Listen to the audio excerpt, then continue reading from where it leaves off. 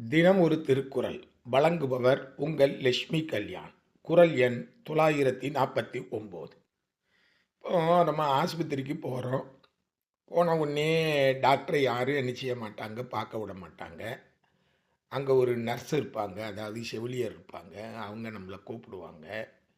கூப்பிட்டு ஒரு சின்ன பேப்பர் துண்டில் உங்கள் வயசு என்ன, நம்ம நம்மளுடைய ப்ரெஷர் எவ்வளோ இருக்குன்னு பார்ப்பாங்க.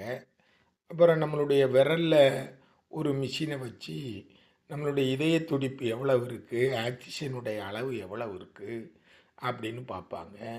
ஒரு வெயிட் மிஷினில் வச்சு நம்மளுடைய எடையை பார்ப்பாங்க. இதை ஒரு சின்ன துண்டு ஷீட்டில் குறித்து நம்மளுடைய ஃபைலுக்கு உள்ளே என்ன செய்வாங்க, வைப்பாங்க. இது எதுக்கு வைக்காங்க தெரியுமா? இது வள்ளுவர் சொன்னது. வள்ளுவர் அன்னைக்கு சொன்னது தான் இன்னைக்கு வச்சுக்கிட்டு இருக்காங்க. இப்போ குறளை பார்ப்போமா? உற்றான் நலவும் பிணி அளவும் காலமும் கற்றான் கருதி செயல். ஒரு டாக்டரு என்ன செய்யணும், மருத்துவர் என்ன செய்யணும்னா, ஃபஸ்ட்டு உற்றான் நலவும், நோயாளியினுடைய வயதை பார்க்கணும். அந்த நோயாளியினுடைய வயதுக்கு தகுந்தாற் போல மருந்து கொடுக்கணும். இப்போ டோசேஜ் அதிகமாகிடக்கூடாது. 5 வயசு குழந்தைக்கும் 50 வயசு ஆளுக்கும் ஒரே மருந்தினுடைய அளவை கொடுக்கலாமா? அது தப்பு. அதனால் உற்றான் அளவு முக்கியம். நோயாளியுடைய வயது, நோயாளியினுடைய தன்மை, நோயாளிக்கு எத்தனை நாளாக அந்த நோய் இருக்குது, இதெல்லாம் பார்க்கணும். பிணி அளவு, நம் வியாதியினுடைய தன்மை. ஒரு காய்ச்சல் இருக்குது, எத்தனை டிகிரி இருக்குது? ஆமாம், 100 டிகிரி இருக்கா, 102 இருக்கா, 103 இருக்கா அப்படின்னு நோயினுடைய அளவை பார்க்கணும். அடுத்த ஆள காலம். காலம்னா என்ன?